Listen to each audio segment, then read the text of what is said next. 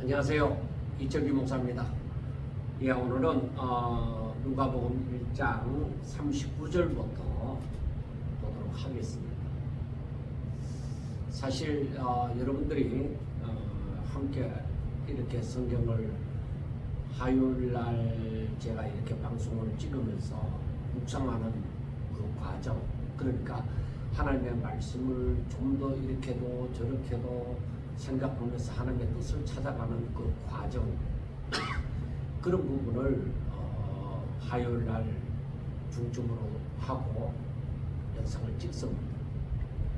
그리고 주일날에는 이제 메시지를 전달을 합니다. 물론 화요일에도 하나님의 뜻을 찾아서 우리가 살펴보기도 하지만 주일날에는 그 메시지를 정확하게 또 어떠한 부분에 집중적으로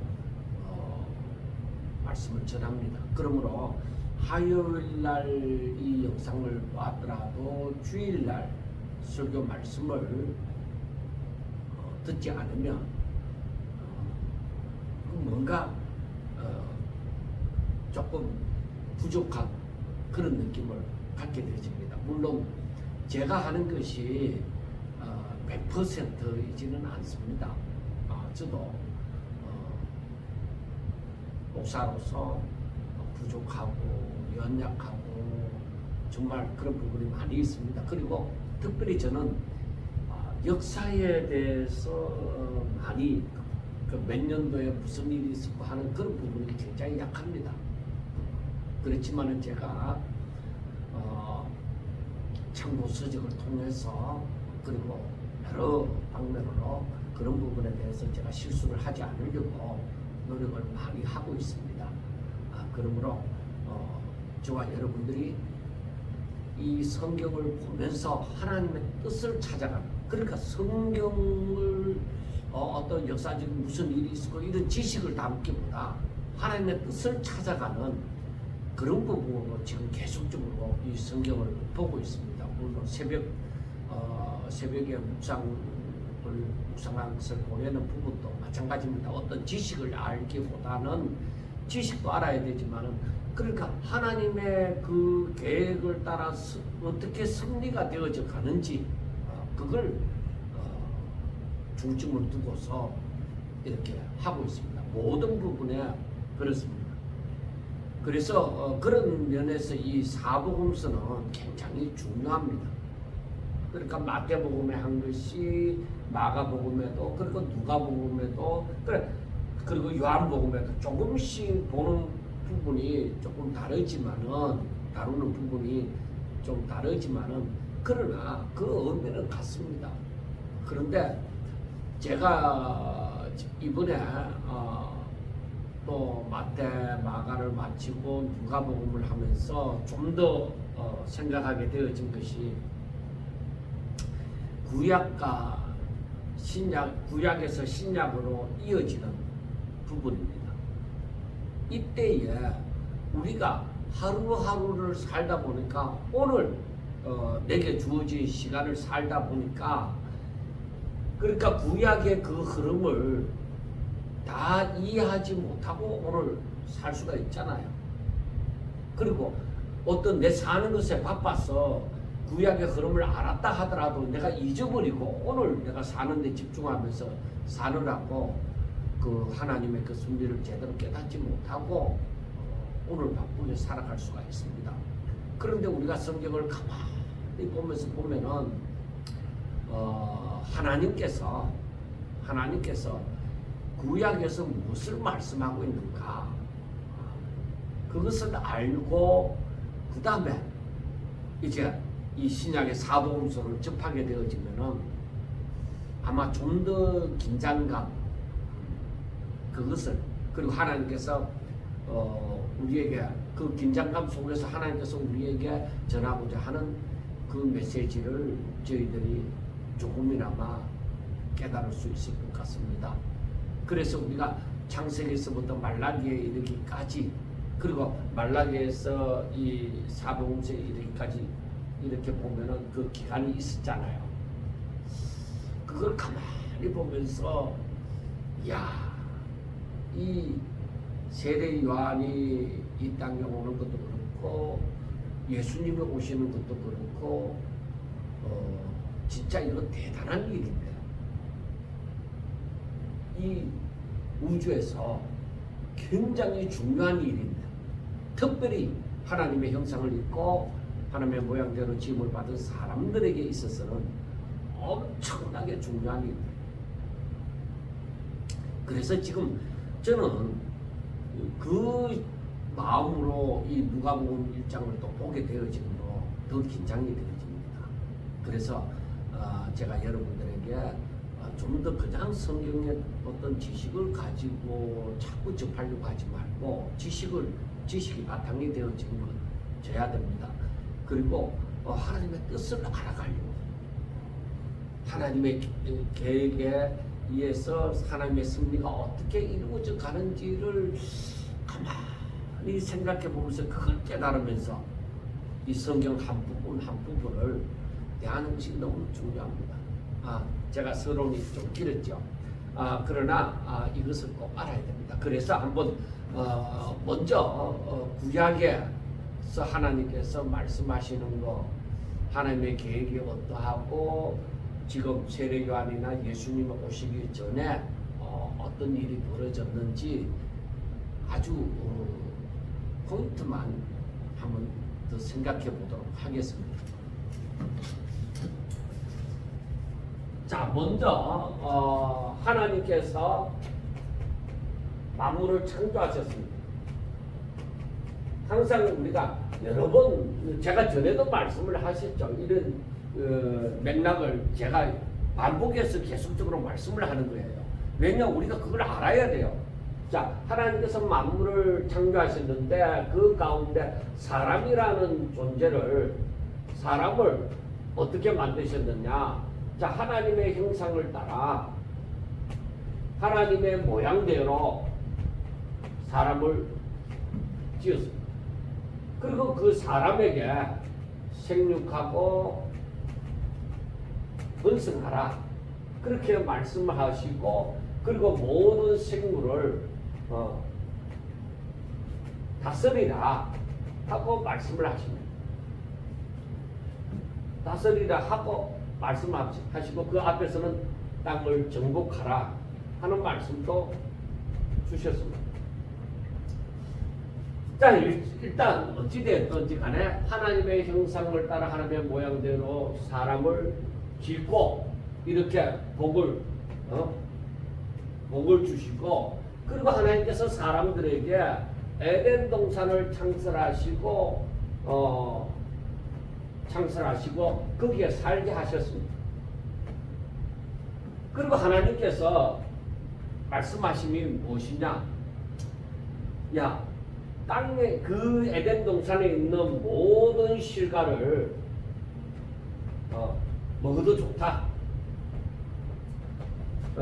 먹어도 좋다 하고 말씀을 합니다. 그러나 단 선악을 알게 하는 실과 선악과는 따먹지 마라. 그렇게 말씀하셨죠. 선악을 알게 하는 실과는 따먹지 마라. 만약에 따먹으면 너희들이 따먹으면 반드시 이게 중요한 거예요. 정령 반드시 죽는다. 죽으리라 하고 말씀을 하십니다. 자, 우리가 이 말씀을 보면서 하나님께서 이렇게 사람을 만드셨잖아요. 사람을 만드시고 그 고유 생기를 불어넣으시고 살게 하셨습니다. 그리고 이들에게 이 복을 명하셨습니다. 이렇게 하나 복을 명하셨습니다. 그리고 그들을 위해서 하나님께서 에덴 동산을 특별히 만드셔서 거기에 살게 하셨습니다. 그러니까 전부 다 뭐예요? 사는 거예요. 그런데 이렇게 살면 되는데 너희들이 만약에 선악과를 따먹으면 너희들이 따먹으면 어떻게 되느냐? 이 삶에서 죽는다는 거예요. 자, 이 삶에서 죽는다. 그러니까 죽는다는 것을 생각해 봅시다. 선악과를 따먹으면 정령 죽으리라. 죽으리라 하고 하면은 이 모든 하나님의 복에서 하나님의 복을 누리지 못한다는 것이죠. 죽었으니까. 산자에게 이렇게 하나님께서 이 복을 명하셨는데 죽음으로 말미암아 이 하나님의 복을 누리지 못하는 거예요. 그래서 저들이 따먹었어요. 따먹었다. 선악과를 따먹었다. 선악과를 따먹고 나니까 저들에서 어떻게 되어졌어요? 저들이 하나님을 피하고 하나님 소리를 듣는 것을 겁을 내고 두려워해서 하나님을 피하고 그리고 에덴 동산에서 추방이 되어졌어요. 에덴 동산에서 추방이 되어졌다. 저들이 하나님을 죄를 지으니까 하나님을 피하고 저들이 하나님의 복을 주신 그 에덴 동산에서 살지 못하고 누리지 못한다 이거 누리지 못하고 추방을 당하게 되어집니다. 그래서 하나님께서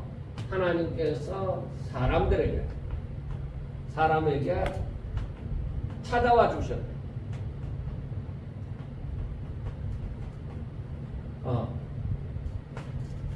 하나님께서 사람에게 찾아와 주셨습니다. 그리고 저들에게 하나님의 뜻을, 즉 하나님의 말씀을, 그러니까 하나님의 계명을 주십니다.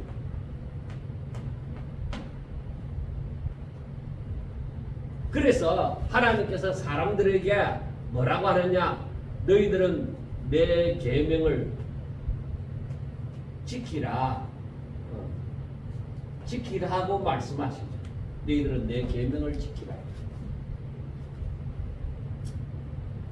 그래서 하나님께서 무엇을 주셨느냐? 율법을 주셨어요.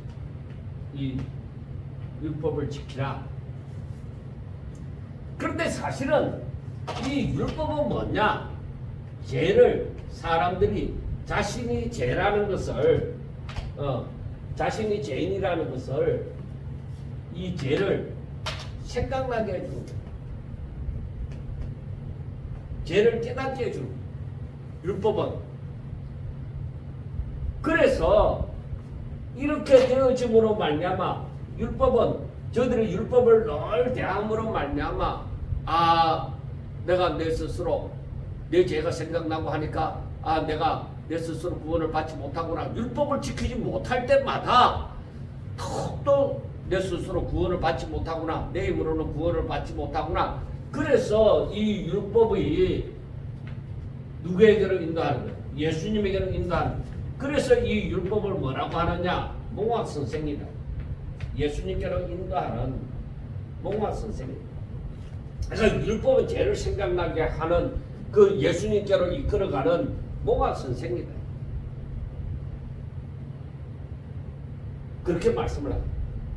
자, 그런데 사람이 어떻게 해요? 사람이 율법을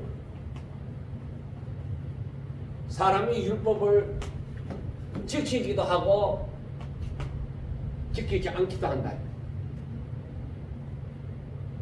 계명을 지키기도 하고 지키지 않기도 한다. 하나님께서 이 사람들의 율법을 지킬 때는 뭐요? 은혜를 베푸사 복을 주신. 너희들이 내 계명을 지키면 살리라. 내가 너희들과 함께하리라. 그래서 또 지키지 않으면은 하나님께서는 저들에게 저주하사, 즉 재앙을 내리시고.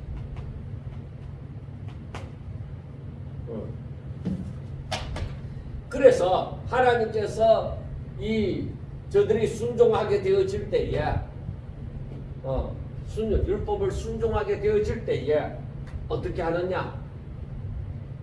하나님께서 저들이 율법을 순종하게 되어지면은 하나님께서 저들의 하나님이 되어지고, 사람은 저들은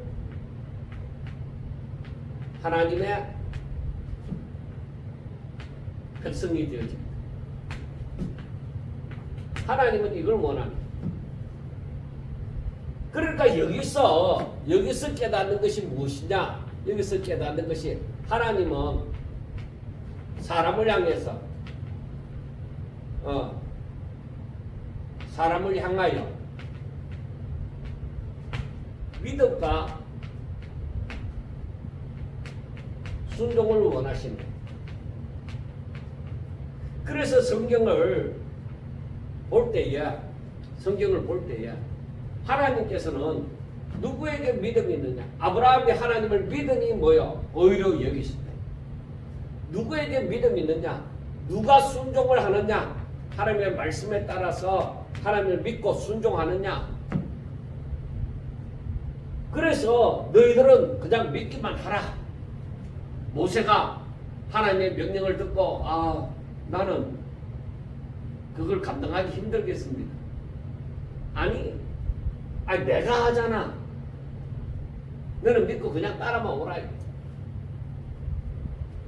그래 다윗, 아브라함과 같은 경우도 말씀을 쫓아서, 그러니까 믿음을 가지고 말씀을 쫓아서 하나님이 명하시는 그곳으로 갔잖아요.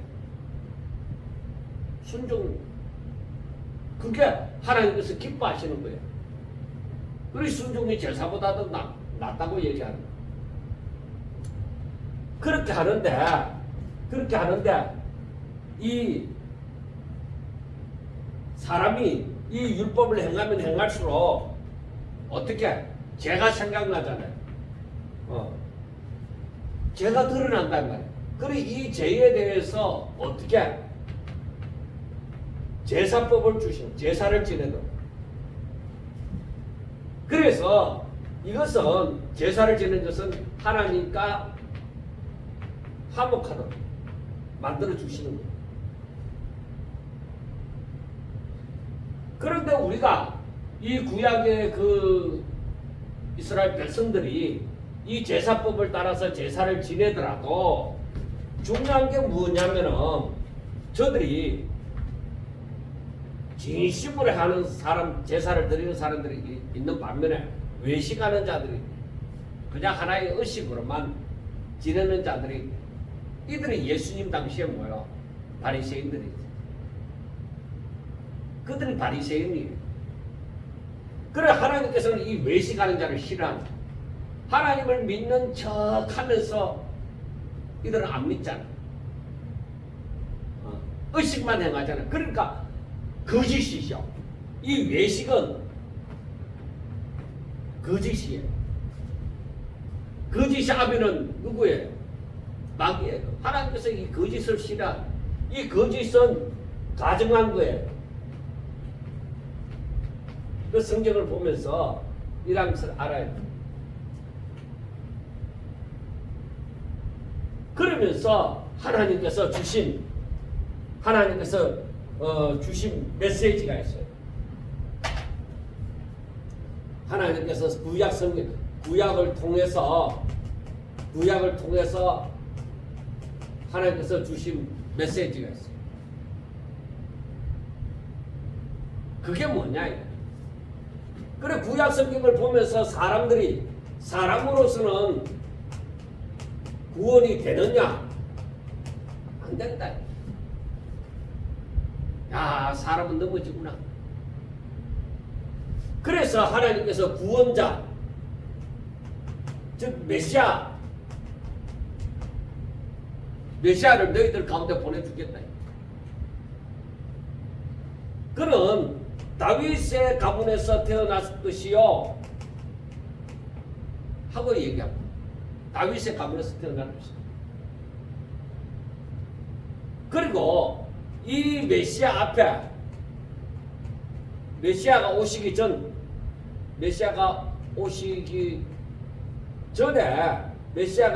전에 엘리야의 심령을 가진 자가 오리라. 그가 누구냐? 세례 요한이래. 그래서 이 구약의 성도들이, 구약의 이스라엘 백성들이 항상 뭐요? 메시아를 기다렸어요. 왜? 그 메시아가 오면은, 구원자 메시아가 오면은 이 구원이 이루어집니다. 모든 것이 회복이 되어지잖아요. 완전한 회복이 되어지잖아요. 그래서 이스라엘 백성들이 그렇게도 기다렸던 것입니다. 우리가 이것을 알고 있어야 돼요. 메시아가 오면 되리라. 그래서 사마리아 그 여인도 마찬가지죠. 우물가의 여인도 그분이 오시면, 그러니까 메시아가 오면 다 해결이 되어지는 거죠. 그 구약의 그 수천 년의 세월 가운데 말씀하는 것이 이 메시아가 오면 해결이 되죠.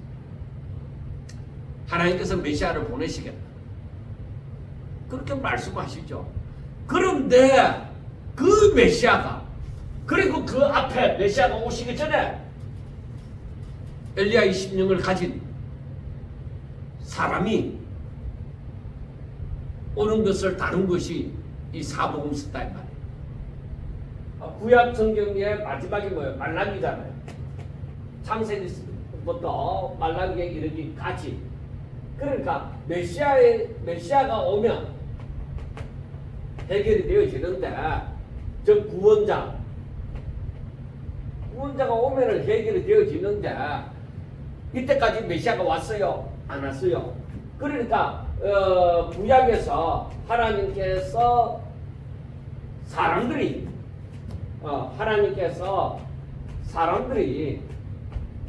메시아를 기다리도록, 사람들이 메시아를 기다리도록 하신 거예요.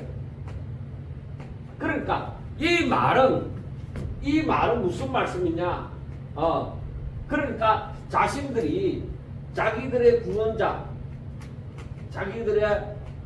구원자이신 예수님, 메시아를 이 사람들이 믿고 기다리도록, 믿음으로 기다리도록 하신 거예요. 그래, 구약이 무엇을 말하느냐? 구약 성경이 무엇에 대해서 기록이 되어졌느냐? 예수님에 대해서. 그래서 예수님께서 유대인들에게 말씀을 하죠. 너희들이 영생을 얻으려고, 저 구원을 얻으려고 너희들이 성경을 읽는데 잘했다. 그건 잘한 것인데, 그런데 그 구약 성경이 누구에 대해서 기록이 되어졌느냐? 예수님이. 그것을 얘기해. 그러니까 하나님께서는 사람들에게, 즉 이 죄인들에게 누구를 제시해 주느냐? 예수님을 제시를 하는 거예요. 그래서 에베소서 우리가 자주 보았지만은, 에베소서에 보면은 우리가 계속적으로 얘기하는 게 그거잖아요. 찬송하리로다 하나님 곧, 에베소서 1장 3절입니다. 찬송하리로다 하나님 곧 우리 주 예수 그리스도 아버지께서 그리스도 안에서 하늘에 속한 모든 신령한 복을 우리에게 주시되, 곧 창세 전에 그리스도 안에서 우리를 택하사 우리로 사랑 안에서 그 앞에 거룩하고 흠이 없게 하시려고 그 기쁘신 뜻대로 우리를 예정했다. 그렇게 말씀을 하고 있죠. 그러니까 이 사도 바울이 깨달은 밤 그 하나님의 뜻이 무엇이냐? 하나님께서 그리스도 안에서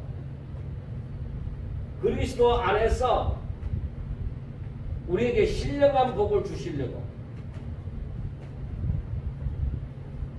신령한 복을 주시고자 하시는데, 하늘에 속한 모든 신령한 복을 우리에게 주시는데, 그 하나님께서 우리에게 이러한 신령한 복을 주시는데, 곧 창세 전에, 이미 창세 전에, 이 만물이 창조되기도 전에 하나님의 계획이 있었다. 그게 창세 전에 그리스도 안에서 이렇게 신령한 복을 주시기 위하여서 그리스도 안에서 그리스도 바깥에는 나가갖고 안 됩니다. 그리스도 안에서 우리를 택했다. 그러니까 우리가 이 성경을 보면서 알아야 되는 것이 하나님께서 그리스도 안에서 신령한 복을 하늘에 속한 신령한 복을 그리스도 안에서 받을 수 있습니다. 그러니까 다른 종교에서 예수 그리스도 아닌 다른 종교에서 이 하늘의 신령한 복을 받을 수 있느냐? 절대로 받아 누리지 못합니다. 아무리 돌을 닦아도 안 됩니다. 그래 그리스도 안에서 이 신령한 복을 하늘에 속한 신령한 복을 우리에게 주시려고 이미 창세 전에 만물의 지음을 받기도 전에 창세 전에 하나님께서는 그 계획을 가지셨다. 그리스도 안에서 우리를 택하셨다는 거예요. 그런데 여기에서 이 말씀을 하면은 또 여기에서 여러 가지로 하나님께서 왜 선악과를 만들었느냐 여러 가지를 다 얘기하지만 하나님은 과거, 현재, 미래, 시간의 제약을 받지 않는 분이십니다. 그리고 하나님께서는 이 시간의 제약을 받지 않을 뿐만 아니라 전지전능하십니다. 그럼 모든 것을 다 아시고 모든 것을 하실 수 있는 분이십니다. 그러나 그 모든 것이 하나님의 성품에 하나님의 속성에 밖에 움직여지는 거예요. 그래서 우리가 하나님의 계획을 알고 그 섭리를 깨달은다는 것은 너무나도 중요한 거예요. 자, 하나님께서 이 말라기가 끝나고 나서 신약이 오기까지 이 중간 시대가 있습니다.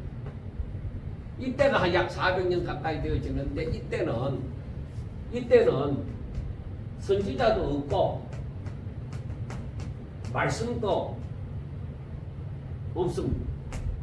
그러니까 이 신약에서 예수님이 오시기 전 그 앞에 세례 요한이 오기 전 이때에 선지자도 없고 말씀도 없다. 그러니까 이 중간 시대는 빛이신 예수님이 빛이 쫙 비치기 전에 이때는 뭐요? 가장 어둡다. 가장 어두운 시간이다. 그러니까 선지자도 없고 말씀도 없다. 그런데 바로 세례 요한의 출생 그리고 예수님의 출생 그 과정이 지금 누가복음에서 얘기를 하고 있습니다. 그래서 하나님께서 천사를 통해서 바로 사가랴가 마침 제사장의 직무를 감당하고자 하는데 그때에 제비뽑기로 해서 사가랴가 성소에 그 직무를 감당하게 되어졌다. 그때에 이 사가랴가 천사를 만나게 되어지고 요한의 출생에 대해서 알게 되어지잖아요. 그러니까 이것이 우연히 되어졌다 하지만은 그러나 하나님의 계획 가운데 이 승리가 되어지고 있는 거예요. 그리고 마리아에게 나타나서 바로 예수님의 출생에 대해서 얘기를 하고 있는 것입니다. 그런데 우리가 알아야 되는 게 사가랴와 같은 경우는 자기 부인 아내 엘리사벳이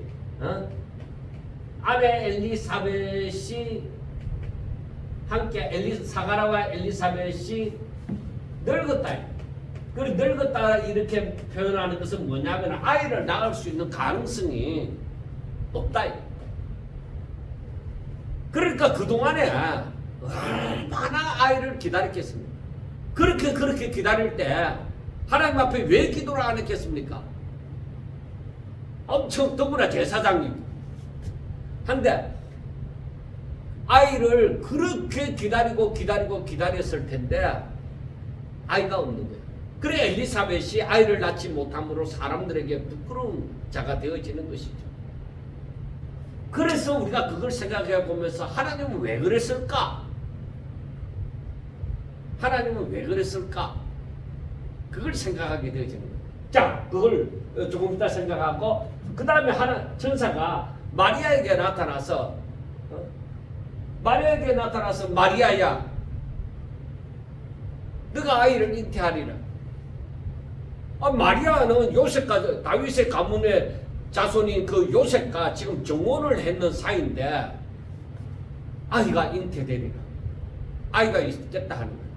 마리아는 나는 남자를 모릅니다. 어떻게 내가 아이를 잉태할 수 있습니까? 성령이 내게 임하고 지극히 높으신 하나님의 능력이 너에게 임함으로 이루어진다는 것이죠.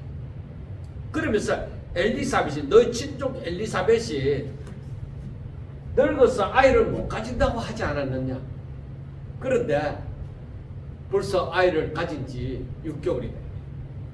그러니까 마리아가 하는 말이 주의 계집종이 오니 주의 여종이 오니 말씀대로 이루어지이다. 우리가 여기에서 보면서 사가라와 엘리사벳 같은 경우는 매우 늙어서 아이를 가질 수 없는 형편에 있고 마리아는 처녀이기 때문에 더욱더 아이를 가질 수 없는 형편에 있습니다. 그러면은 하나님께서는 왜 사가라 왜 마리아냐? 사가라는 늙었다. 마리아는 처녀다. 하나님은 왜 이들을 통해서 아이를 얻게 하고자 하느냐? 자, 그러면은 이 사가라나 마리아는 뭐예요? 아이를 가질 수 있느냐? 아이 가질 수 없는 형편이고 이미 늙어버렸으니까 가질 수 없는 형편이고 마리아는 처녀니까 또 아이를 가질 수 없다. 아이를 가질 수 있는 형편이냐? 아니 불가능한 가운데서 하나님이 하신다. 가능한 거예요. 하나님이 하시는 거예요. 부자가 천국 들어가는 일이 매우 힘든 거예요. 얼마나 힘드냐? 낙타가 바늘구멍으로 들어가는 만큼 바늘구멍에 내 손가락도 넣기가 어려운데 불가능인데 어떻게 낙타가 바늘구멍으로 들어가겠나요?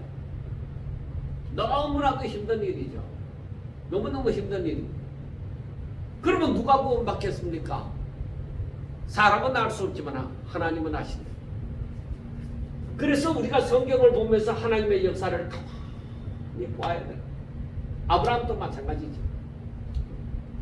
사람이 생각할 때야 이건 불가능이다. 이건 불가능이에요. 그런데 하나님이 뭐요? 마리아에게 말씀하는 것이 뭐예요?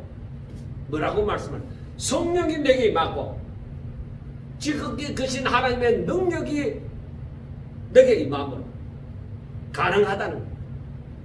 능치 못하심이 없다 이거. 그런데 여기에서 사가라는 의심을 합니다. 내가 어떻게 그렇게 될 줄 알겠습니까? 우리 마누라하고 나하고 너무 늙었는데요. 의심이에요. 그런데 마리아는 뭐라고 해요? 주의 계집종이요. 말씀대로 당신께서 말씀하신 대로 말씀대로 이루어지이다 하는 거예요. 여러분 너무 힘듭니다. 하나님께서는 마리아처럼 이렇게 우리가 고백하기를 원합니다. 하나님, 나는 당신 것입니다. 나는 당신의 소유입니다. 나를 어떻게 하시든지 어떻게 토기장이가 진흙을 주물러서 어떤 그릇을 만들든지 그거와 같이 나를 어떻게 주무르시든지 어떻게 사용하시든지 당신 것이니까 당신이 말씀하신 대로 이루어질 겁니다. 그만한 하나님에 대한 믿음이, 하나님을 알고 하나님에 대한 믿음이 있어야 돼. 하나님이 어떤 분이시냐? 말씀이, 하나님께서 어떤 분이시냐? 하나님께서는 말씀대로 성취하시는 분이시죠. 그래서 물이 변하여 포도주가 되어지는 거예요. 놀라운 일이잖아요. 베드로가 물 위를 걸을 수 있는 존재입니까 원래? 걸을 수 없는 존재. 근데 예수님께서 오라! 그러니까 물 위를 걷는 거예요. 그 말씀대로 순종한 거예요. 그래서 우리들에게 있어서는 이 말씀대로 이게 뭐예요? 순종을 요구하는 거예요. 하나님의 말씀은 우리에게 순종을 요구하는 거예요. 믿어라. 그래서 예수님께서 내 믿음이 크도다, 네 믿음대로 될지어다 하고 말씀을 합니다. 그래서 항상 우리는 여기에 대한 도전을 받아야 돼. 내 믿음이 어디까지인가? 그 도전을 받아야만 되는 거예요. 하나님께서는 이 사가라가 의심을 하니까 하나님께서는 어떻게 했느냐? 벙어리로 만들어버렸잖아요. 왜 의심했느냐? 베드로가 물 위를 걷다가 그냥 의심하니까 물속에 빠져들어갔잖아요. 왜 의심했느냐? 왜 믿지 못하느냐? 여러분, 하나님께서 우리에게 원하시는 것은 바로 하나님의 말씀은 그대로 성취되니까 너희들이 순종해라.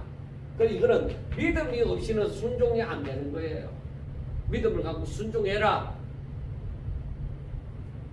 이게 하나의 뜻입니다. 이걸 우리가 잘 아셔야만 되는 것입니다.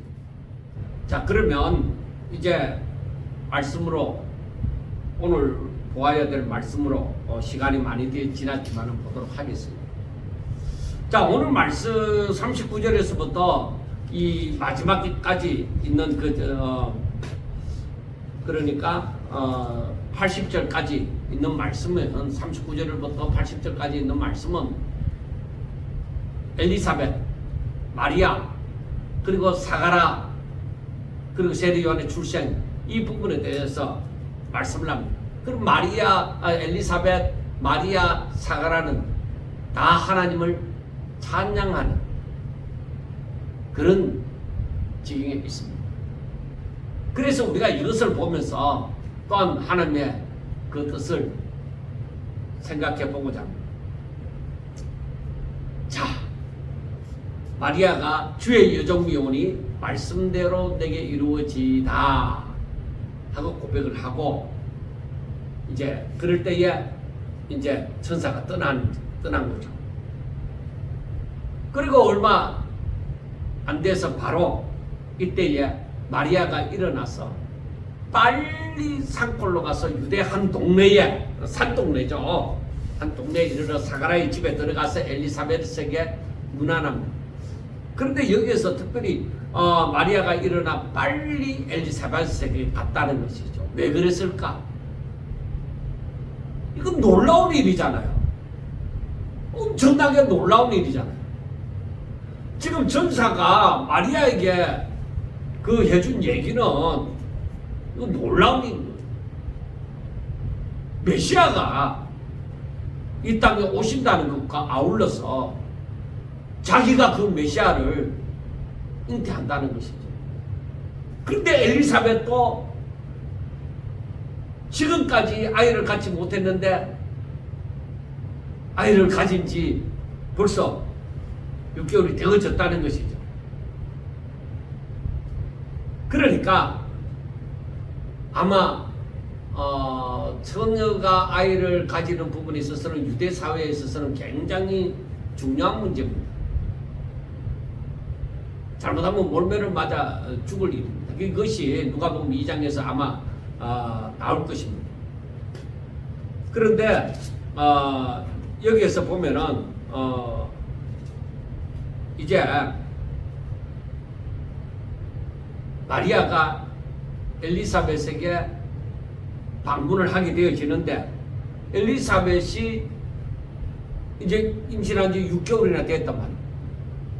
그러니까 마리아는 이제 6개월이 지난 거죠. 그럼 마리아는 이제 그 잉태를 한 것이죠. 아이를 잉태한 것이죠.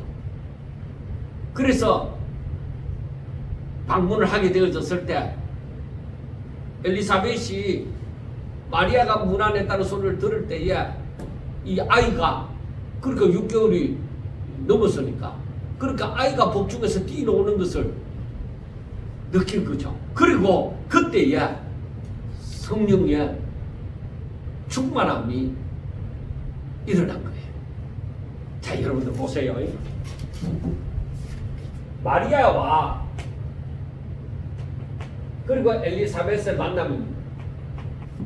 마리아와 엘리사벳의 만남인데 마리아는 예수님을 잉태했고 엘리사벳은 세례 요한을 잉태했습니다.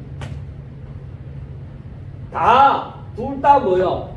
성경이 말하고 있는 자들입니다. 약속된 자들입니다. 그래서 마리아와 엘리사벳의 만남은 아주 중요한 대단한 만남입니다. 그러니까 마리아나 엘리사벳이 다 하나님의 능력으로 임신을 한 것이죠.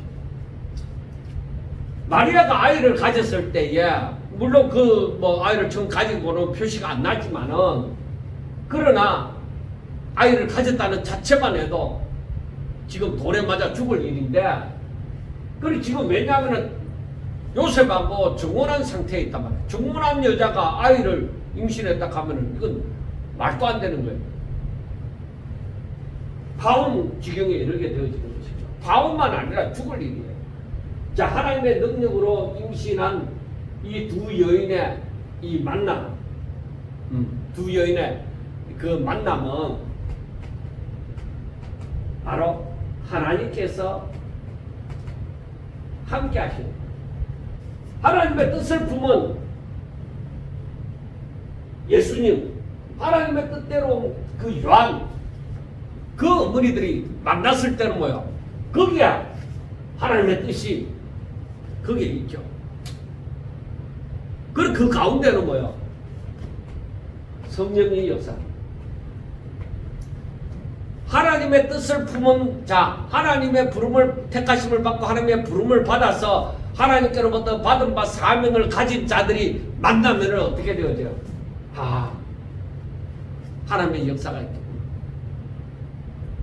하나님의 소리가 있겠구나 하는 것을 우리가 알게 돼 짐작할 수 있게 되어지죠. 그러니까 이제 엘리사벳이 이 마리아의 방문을 듣고서 바로 성령의 충만함을 받았다. 성령의 충만함을 받았다. 그래 자신이 이게 하나님의 은혜로 즉 성령으로 말미암아 마리아를 알아본 거죠. 그러니까 여기에서 뭐라고 하느냐면은 큰 소리로 불러 이르되 여자 중에 내가 복이 있다.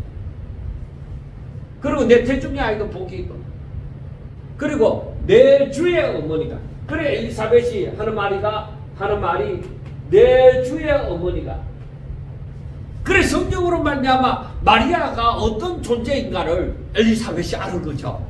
하나님이 알게 하신 거죠. 이게 그냥 내가 열심히 공부해서 아는 것이 아니고 어떤 환상이 일어나면 뭐다 이렇게 해서 하는 게 아니라 성령이 알게 하신 거예요. 내 주의 어머니인 줄 성령으로 말미암아 알게 되어지는 거예요. 그 공부해서 하는 게 아니에요. 하늘의 신령한 복은 예수 그리스도로 말미암는 것처럼 하나님의 뜻은 성령으로 말미암아 깨달아지는 거예요. 하나님의 말씀은 성령으로 기록이 되어졌고 성령이 많이 기록이 되어졌고 우리가 이 뜻을 깨닫는 것도 성령이 우리에게 스승이 되어져서 성령의 가르치신 바가 되어져야 되는 거예요. 그러니까 어떻게 해서 엘리사벳에게 이 성령이 임하였겠느냐. 물론 나중에 마리아나 사가라도 마찬가지입니다만은 바로 하나님의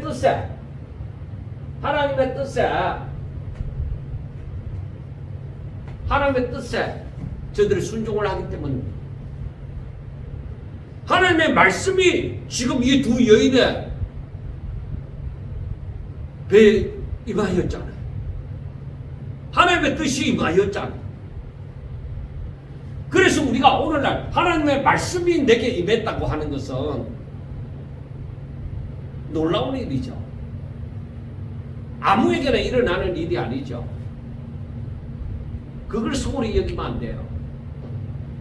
그러면서 내 주의 어머니가 내게 나오니 어찌된 일인가.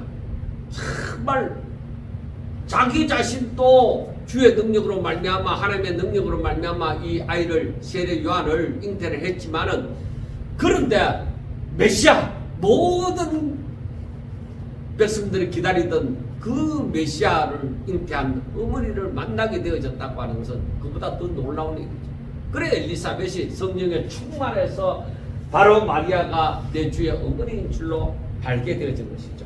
그래서 44절에 보면은 보라 내 문안하는 소리가 내 귀에 들릴 때에 아이가 내 복중에서 기쁨으로 뛰노라도다. 그러니까 이 뱃속에 있는 아이까지 알게 되어지는 것이죠. 그러니까 우리 사람의 힘이 아니에요.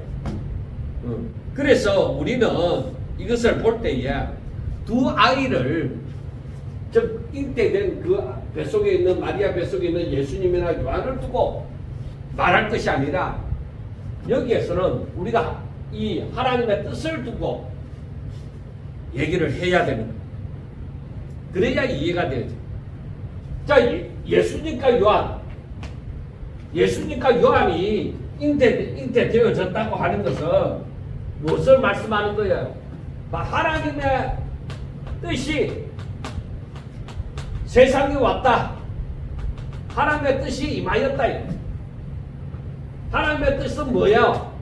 죄인들을 제사함 받아서 죄인들이 제사함 받아서 저들이 의인이 되어지고 거룩함을 입어 하나님의 아들이 되는 거예요.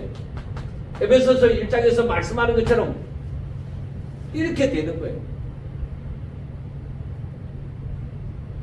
그래 이것은 하나님께 영광 돌리고 하나님의 복을 누리고 그러니까 이게 뭐예요? 바로 회복입니다. 회복입니다. 메시아가 오면 이 회복의 역사가 일어나리라. 그러니까 지금 하나님의 뜻을 따라온 예수님이나 하나님의 뜻을 따라온 요한이나 이렇게 만나니까 뱃속에 있지만은 하나님의 역사가 일어납니다. 그리고 이 엘리사벳이 하는 말이 뭐라고 하느냐? 주께서 하신 말씀이 그러니까 주께서 하신 말씀이 반드시 이루어지리라. 주의 말씀이 반드시 이루어지리라고 믿은 그 여자, 믿은 사람에게 믿은 그 여자, 이 사람은 누구를 두고 얘기해요? 마리아를 두고 얘기하잖아요. 주의 여종이오니 말씀대로 내게 이루어지이다. 가브리엘 천사한테 그렇게 얘기했잖아요. 그러니까 주의 말씀대로 내게 이루어지이다 하고 반드시 이루어지이다 하고 믿은 그 사람, 믿은 그 여자에게 복이 있다. 하나님께서 원하시는 것이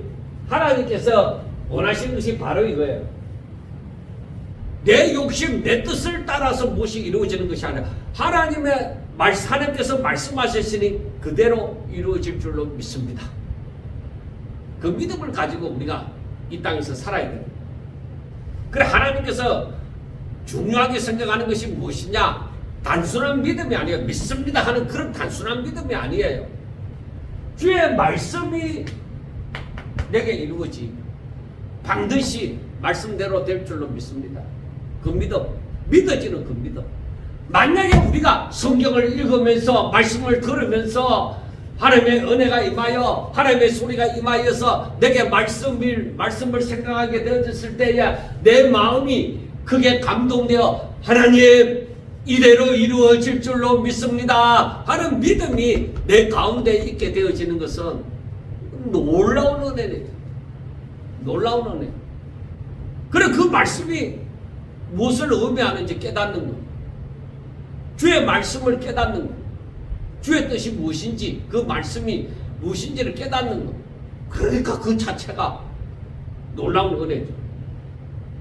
자, 중요한 것은 무엇이냐? 하나님께서 마리아를 선택한 것이 단순한 마리아의 믿음 때문만은 아닌 것입니다.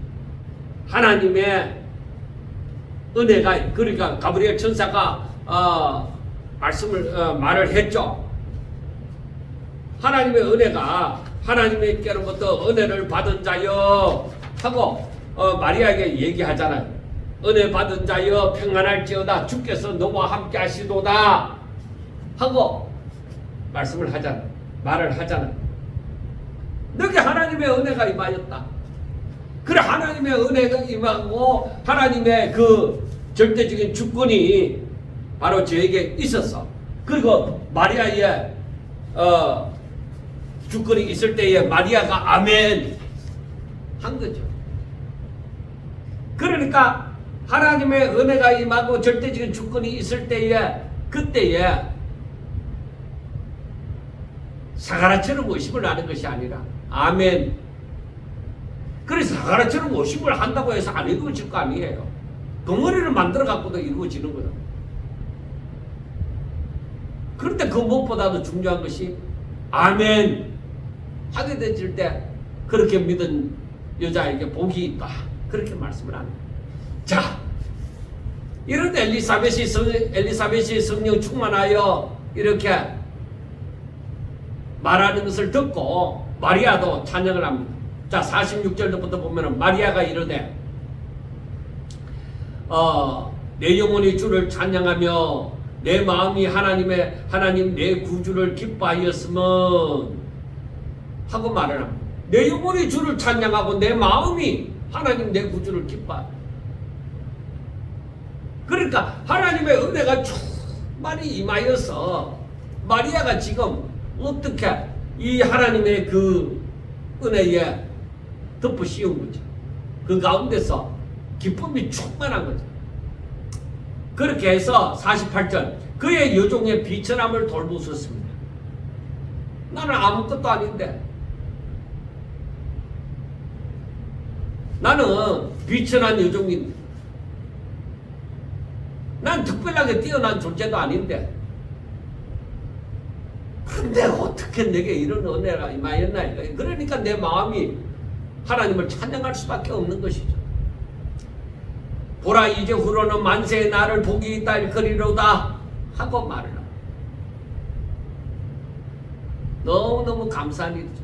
그 다음 49절 능하신 이가 큰 일을 내게 행하셨으니 능하신 이가 즉 하나님께서 내게 큰 일을 행하셨다 이거예요. 그런데 그분의 그 이름이 거룩하시며 그는 거룩하시며 긍휼하심이 두려워하는 자에게 즉 하나님을 경외하는 자에게 대대로 이르는 하나님을 경외하는 자들에게 하나님의 긍휼하심이 떠나지 않습니다. 그의 팔로 힘을 보이사 마음의 생각이 교만한 자를 흩어졌고 근세 있는 자를 그 위에 내리쳤으며 비천한 자를 높이셨고 줄이는 자를 좋은 것으로 배불리셨으며 부자는 빈손으로 보내셨다. 하나님의 능력은 생각이 교만한 자를 마음의 생각이 교만한 자 근세 있는 자를 내리친다. 공의롭신 하나님이세요. 그리고 오히려 비천한 자를 높이시고 줄이는 자에게 배불리게 하신다. 여러분 믿습니까? 내 속의 생각이 교만하지는 않습니까? 내가 근세를 탐하지 않습니까? 그런데 하나님께서 어떻게 하신다고요? 그들을 흩으시고 내리치신다. 그러나 오히려 비천한 자 줄이는 자를 높이시고 배불리신 거예요. 부자는 빈손으로 보내시고. 그래서 이 하나님의 돌보심이 끊이지 않는 것을 말씀해 주시고, 그 다음에 54절에 그 종 이스라엘을 도우사 긍휼히 여기시고 기억하시되 우리 조상에게 말씀하신 것과 같이 아브라함과 그 자손에게 영원히 하시리로다. 그러니까 하나님이 그 백성들을 긍휼히 여기시고 기억하시고 조상들에게 말씀하신 것, 약속하신 것을 그대로 아브라함과 그 후손에게 영원히 약속하신 것을 그대로 지킨다. 그러므로 우리는 하나님의 그 말씀을 확실하게 붙잡아야 된다. 그리고 여기에서 보면 마리아가 석 달쯤 함께 있다가 집으로 돌아갔다고 했습니다. 이 부분에 대해서는 다음 시간에 좀 더 상세하게 하도록 하겠습니다. 그리고 나서 이제 세례 요한이 이제 석 달이 있었으니까 아마 9개월이 넘어 출산할 딸이 이제 다 된 거죠. 엘리사벳은. 그리고 마리아는 배가 이미 부르게 되어진 것이죠. 자, 그런데 57절 보면 엘리사벳이 해산할 기한이 차서 아들을 낳으리니 이웃과 친족이 주께서 그를 크게 긍휼히 여기심을 듣고 함께 즐거워하더라. 그리고 이제 엘리사벳이 드디어 이제 아이를 낳게 되어지는 거예요. 모든 것은 정해졌습니다. 그런데 아이를 출산하게 되니까 모든 사람이 이제 엘리사벳을 이제 하나님의 능력이 임한 것으로 바로 기뻐해 주는 거예요. 그를 축하해 주는 거예요. 그래서 난지 8일 만에 할례를 받아야 되잖아, 유대인들은. 그러니까 난지 8일이 되어질 때에 할례를 받으러 가서 그 이름을 뭐라고 할고 했을 때에 자기 아버지 이름이 사가라잖아. 그리 유대는 그 중동 지방에는 그 이름이 비슷한 이름이 많잖아요. 우리나라도 또 마찬가지지만 그때 중동 지방에는 할아버지 이름을 따서 많이 한다고 했는데 그 아버지 이름이 또한 사가라다. 그러니까 사가라라 하는 것이 어떻게 했느냐? 그러니까 여기에서 사가라를 하자. 그렇게 사람들이 얘기를 한 거죠. 아마 집안의 어른들이 그렇게 얘기했겠죠. 그런데 그의 어머니가 하는 말이 아니라 요한이 사람들이 그때 그 여자가 무슨 힘이 있습니까? 그 당시에. 그런데 어른들이 사가라를 하자 하니까 안 한다는 거예요. 뭐야? 요한이. 그 요한의 이름은 하나님은 은혜로우시다는 그런 의미입니다. 그리고 이것은 요한의 삶과 그 사역이 하나님의 특별한 은혜의 메시지를 전할 것을 암시하기도 합니다. 그리고 이건 하나님의 특별한 간섭이다 이렇게 보는 것이에요. 그러니까 전통대로 하면은 사가라라고 할 건데 요한이라고 말을 한 것부터가 하나님의 특별한 간섭이다. 그래서 야, 너희 친족 중에 이 요한이라고 말하는 사람은 없어. 그렇게 얘기하면서 사가라에게 뭐라 할꼬? 야, 너 아내가 아들 이름을 요한이라고 하는데 뭐 했으면 좋겠나? 하니까 사가라가 스판을 달라고 해서 쓴 거예요. 뭐라고 썼겠어요? 요한이. 그래서 집안의 어른들도 그 참 기가 찰 노릇이다. 그리고 부모가 또 그렇게 원하니까 또 사가라가 말하는 사람이 이 잉태되기 전에 성소에 들어가서 나오면서 벙어리가 돼가 나와갖고 그리고 아이를 가지게 되어지고 지금까지 말을 못하고 있는 가운데 있다. 그러니까 그 사가라까지 이름을 요한이라고 하니까 그런 상태에서 이름을 요한이라고 하니까 사람들이 어찌할 수 없죠. 그래서 요한이라고 했는데 이때에 사가라가 벙어리가 되어졌었는데 이제 그 벙어리에서 이제 자유롭게 되어진 거예요. 입이 열리고 혀가 풀리고 이제 말을 하게 되어져서 하나님을 찬송하게 되어지니까 사람들은 깜짝 놀라요. 지금 놀라운 일. 앞으로 무슨 일이 일어날 것인가? 그래 이 말이 사람들에게 다 퍼지는 거야. 야, 저 아이가 앞으로 어떤 아이가 될까? 지금 하나님의 특별한 간섭이 이루어지고 있는 것을 보는 거죠. 그리고 이제 사가랴가 말이 되잖아요. 하나님을 찬양하는 거죠. 입이 열리니까. 그러니까 67절에 보면 그 붙인 사가랴가 성령의 충만함을 받아 예언하여 이르되 하고 말을. 그 성령이 임하니까 하나님을 찬양하게 되어지는데 찬송하리로다 이스라엘의 하나님이요 그 백성을 돌보사 속량하시며 우리를 위하여 구원의 뿔을 그 종 다윗의 집에 일으키셨으니. 자 여러분, 지금 세례 요한을 두고 하는 거예요. 지금 누구를 두고 하는 거예요? 자, 그 백성을 돌보사 속량하시며 우리를 위하여 구원의 뿔을 그 종 다윗의 집에 일으키셨으니. 자, 세례 요한의 중심이 아니라는 것이죠. 예수님이죠. 70절 이것은 주께서 여러분도 거룩한 선지자의 입으로 말씀하신 바와 같이 우리 원수에게와 우리를 미워하는 모든 자의 손에서 구원하시는 일이라. 그러니까 그 초점이 예수님에게로 맞추어져 있습니다. 72절 우리 조상을 긍휼히 여기시며 그 거룩한 언약을 기억하셨으니 곧 우리 조상 아브라함에게 하신 맹세라. 우리가 주의 원수의 손에서 건지심을 받고 종신토록 주의 앞에서 성결과 의로 두려움 없이 섬기게 하리라 하셨도다.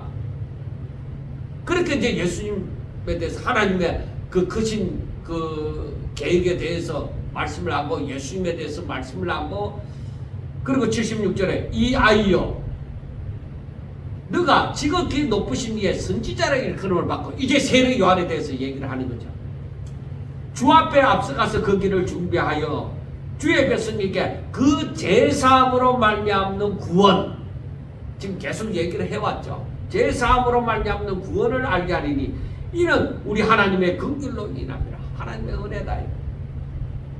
이로써 도는 내가 위로부터 우리에게 임하여 어둠과 죽음의 그늘에 앉은 자에게 비치고 우리 발을 평강의 길로 인도하시는도다. 이건 메시아죠. 회복의 역사가 일어나는 자, 빛이 임하는 것이죠. 80절 이제 아이가 자라며 심령이 강하여지며 이스라엘에 나타나는 날까지 빈들에 있으니라 하고 말씀을 합니다. 우리가 마지막으로 이 말씀을 보면서 생각하는 것이, 처음부터 보았지만은 마리아 그리고 사가랴와 엘리사벳 이 세 사람을 통하여 느끼는 것은 이들은 그렇게 유명한 자가 아닙니다. 그러니까 하나님께서 이게 하나님의 역사로 인하여서 하나님께서 이들을 택하시고 이들이 하나님의 뜻에 순종함으로 말미암아 하나님의 뜻이 이루어집니다. 그리고 이들에게 하나님의 은혜가 임하였습니다. 그리고 마리아에게 말했던 것처럼 주의 성령이 임하였습니다. 그리고 하나님의 지극히 높으신 하나님의 능력이 임하였습니다. 그리고 이것은 무엇을 이루기 위해서냐? 바로 하나님의 뜻, 하나님의 뜻을 이루기 위해서입니다. 그러면은 하나님께서 이들을 지켜 보호하십니다. 앞으로 하나님께서 이들을 지키고 보호하시는 것을, 그리고 하나님의 뜻을 이루어가는 것을 우리가 볼 것입니다.